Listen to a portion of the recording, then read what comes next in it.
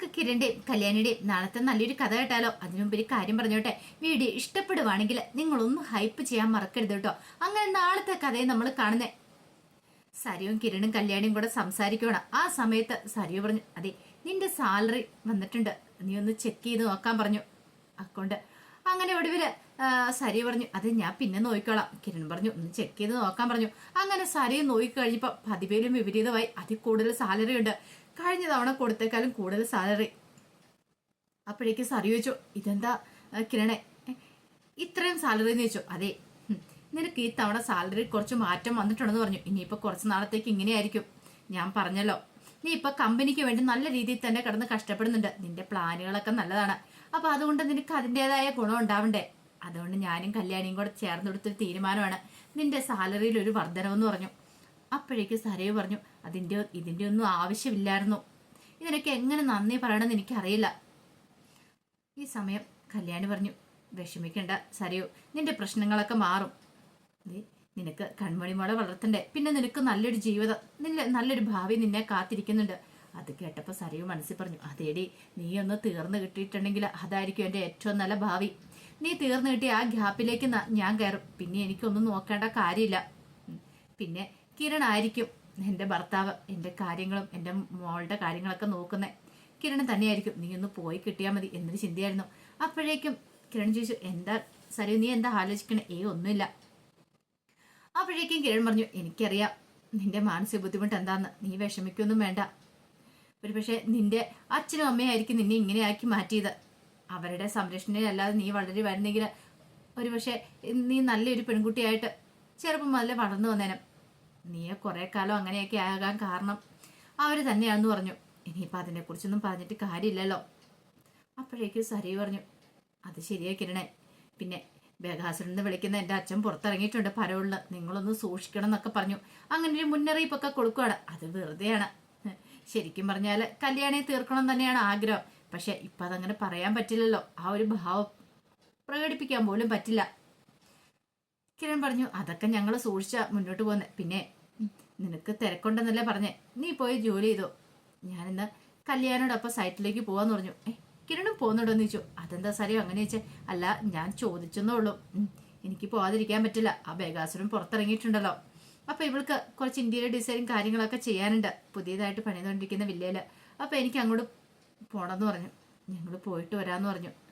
അങ്ങനെ കല്യാണോടൊപ്പം കിരണം പോകാനായിട്ട് ഇറങ്ങി. ഈ സമയം തന്റെ ക്യാബിലേക്ക് എന്നിട്ട് സരിയോ ഇങ്ങനെ ഇരുന്ന് ആലോചിക്കുകയാണ്, എന്താ ചെയ്യണ്ടേ. ഇനിയിപ്പം കല്യാണിയും കിരണും കൂടെ ഒരുമിച്ച് അങ്ങ് ചെല്ലുന്നെങ്കിൽ കല്യാണി ഇല്ലാതാക്കാൻ തന്റെ അച്ഛന് പറ്റുമോ? ഇത്രയും കാത്തു കെട്ടിയിരുന്നിട്ട് വെറുതെ ആയി പോവോ? നല്ലൊരു ചാൻസാണ് കൈവന്നിരിക്കുന്നത്. അച്ഛനാണെങ്കിലോ നേരത്തെ അവിടെ പോയി തമ്പടിച്ചിട്ടുണ്ട്. അപ്പം ഇന്ന് അങ്ങോട്ടേക്ക് പോകുന്നുള്ള കാര്യം സരിയു നേരത്തെ അറിഞ്ഞിട്ടുണ്ടായിരുന്നു. അപ്പൊ സരിയു മനോഹറിനോടല്ല രാഹുലിനോട് കാര്യങ്ങൾ പറഞ്ഞിട്ടുണ്ടായിരുന്നു, ഇന്ന് കല്യാണി അങ്ങോട്ടേക്ക് വരൂ എന്നുള്ള കാര്യം. അപ്പൊ കല്യാണി വരുമെന്ന് ഓർത്തുണ്ട് ആ പണിതുകൊണ്ടിരിക്കുന്ന അവിടെ പോയി കാത്തിരിക്കുകയാണ്. അവിടെയാണെങ്കിൽ പണിക്കാരില്ല താനും, കുറച്ച് ദിവസമായിട്ട് പണിക്കാരില്ല. അപ്പൊ കാര്യങ്ങളൊക്കെ കൂടുതൽ എളുപ്പമാവുമല്ലോ എന്ന് കരുതിയിട്ടാണ്. പക്ഷെ കിരണും കൂടെ ഉള്ളതുകൊണ്ട് എന്ത് ചെയ്യണമെന്ന് അറിയത്തില്ല. കിരണിന്റെ കയ്യിലെങ്ങാനും തന്റെ അച്ഛൻ പോയിട്ടുണ്ടെങ്കിൽ കാര്യങ്ങൾ നടക്കില്ല. എന്റെ ഭഗവാനെ, കല്യാണിന്റെ കാര്യം ഇന്നും കൊണ്ട് തീരണേ. അവൾ രക്ഷപ്പെട്ട് വരല്ലേ, തന്റെ അച്ഛന് ഉദ്ദേശിക്കുന്ന കാര്യങ്ങളൊക്കെ നടക്കണം എന്നൊരു പ്രാർത്ഥന മാത്രമേ സരുവിന് അവിടെ ഇരുന്നിട്ടുണ്ടായിരുന്നുള്ളൂ. ഇതേ സമയത്ത് കിരണും കല്യാണിയും കൂടെ പണി നടക്കുന്ന സൈറ്റിലേക്ക് പോവാണ്. അങ്ങനെ പോകുന്ന സമയത്ത് കല്യാണി പറഞ്ഞു, കിരണേട്ടാ ഇനിയിപ്പം അറിയാലോ ആ രാഹുൽ ഇറങ്ങിയിട്ടുണ്ട്. അങ്ങനെ ഇറങ്ങിയിട്ടുണ്ടെങ്കിൽ ഒരു പക്ഷെ അച്ഛനെ അമ്മേനെ ആയിരിക്കും ടാർഗറ്റ് ചെയ്യുന്നത് നമ്മളെക്കാളും കൂടുതലായിട്ട്. അതുകൊണ്ട് അവരുടെ മേലെ എപ്പോഴും ഒരു കണ്ണു വേണമെന്ന് പറഞ്ഞു. അതൊക്കെ ഞാൻ ഏറ്റു.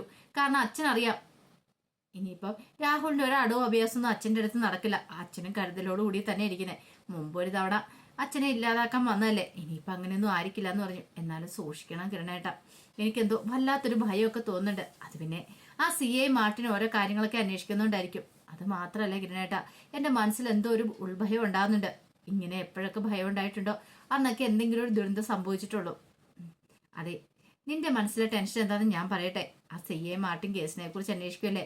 അപ്പൊ അതുകൊണ്ട് അങ്ങേ ഇറങ്ങാനും ഇനിയിപ്പോ എന്നെ വന്ന് ചോദ്യം ചെയ്താലോ അറസ്റ്റ് ചെയ്താലോ എന്നൊരു പേടിയല്ലേ. അതൊരു പേടി തന്നെ കിരണേട്ടാ. എന്നാലും നമ്മൾ സൂക്ഷിക്കേണ്ടെന്ന് ചോദിച്ചു. പിടിക്കുവാണെ പിടിക്കട്ടെ കല്യാണി, നീ എന്തിനാ പേടിക്കണേ, നീ ധൈര്യമായിട്ടിരിക്കുക, അങ്ങനെയൊക്കെ പറഞ്ഞിട്ട് കിരൺ കല്യാണിയെ ആശ്വസിപ്പിക്കുകയാണ്.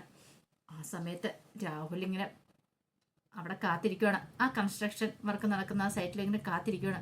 ഇതുവരെയായിട്ടും എത്തിയിട്ടില്ല. സരു പറയുന്ന അനുസരിച്ചാണ് വരാനുള്ള സമയം. വിളിക്കാനും പറ്റില്ല, കാരണം സരുവിനെ ഫോൺ വിളിച്ചിട്ടുണ്ടെങ്കിൽ അതൊരു തെളിവായിരിക്കും. അതുകൊണ്ട് തൽക്കാലത്തേക്ക് വിളിക്കണ്ട. ഒരു പക്ഷേങ്കിൽ തന്നെ അവള് കാണാൻ വരുമായിരിക്കും. ഇതൊക്കെ കഴിഞ്ഞ് കഴിയുമ്പോൾ എന്നൊരു ചിന്തയൊക്കെയായിരുന്നു രാഹുലിന്റെ മനസ്സിൽ. കുറേ സമയം കഴിഞ്ഞ് കഴിഞ്ഞപ്പോൾ ഒരു കാറും കൊണ്ട് വരുവാണ്. അപ്പോഴേക്കും രാഹുൽ അതിന് മുഖത്തെ നിലയിൽ നോക്കുകയാണ്. നോക്കിക്കഴിഞ്ഞപ്പം കിരണും കല്യാണിയും കൂടെ ഇറങ്ങുന്നു. രണ്ടുപേരും ഉണ്ടോ? രണ്ടുപേരും കൂടെ വന്നിട്ടുണ്ടെങ്കിൽ കല്യാണിയെ തീർക്കാന്ന് പറഞ്ഞ ഇത്തിരി ബുദ്ധിമുട്ടുള്ള കാര്യമാണ്. എന്താ ചെയ്യേണ്ടതെന്ന് രാഹുൽ ഒരു നിമിഷം ആലോചിച്ചു. രാഹുലിന്റെ കത്തിയൊക്കെ കൈ കരുതിയിട്ടാണ് വന്നിരിക്കുന്നത്. ഇനിയിപ്പോൾ എങ്ങനെ അവളെ തീർക്കാൻ പറ്റും? ആകെപ്പാടെ ഒരു ടെൻഷനായി. അവൾ തനിച്ച വരുന്നെങ്കിൽ എളുപ്പമുണ്ടായിരുന്നു കാര്യങ്ങളൊക്കെ. പക്ഷെ അവനും കൂടെ ഉള്ളത് കൊണ്ട് ആ ഒരു ബുദ്ധിമുട്ട് രാഹുലിനുണ്ടായിരുന്നു. പിന്നീട് കല്യാണിയും കിരണും കൂടെ അങ്ങോട്ട് ഇറങ്ങി. അപ്പോഴത്തേനും കല്യാണി കിരണോട് പറഞ്ഞു, അതെ മുമ്പ് 1-2 വട്ടം ഞാൻ ഇവിടെ വന്ന് നോക്കിയതുകൊണ്ട് ഇവിടുത്തെ ഇന്ത്യയുടെ ഡിസൈനും കാര്യങ്ങളൊക്കെ ഞാൻ എന്തായാലും മനസ്സിൽ കണ്ടിട്ടുണ്ട്. പിന്നെ അളവും കാര്യങ്ങളൊക്കെ എടുത്താൽ മതി എന്ന് പറഞ്ഞു. അപ്പോഴേക്കാണ് കിരണിന്റെ ഫോണിലേക്ക് കോള് വരുന്നത്.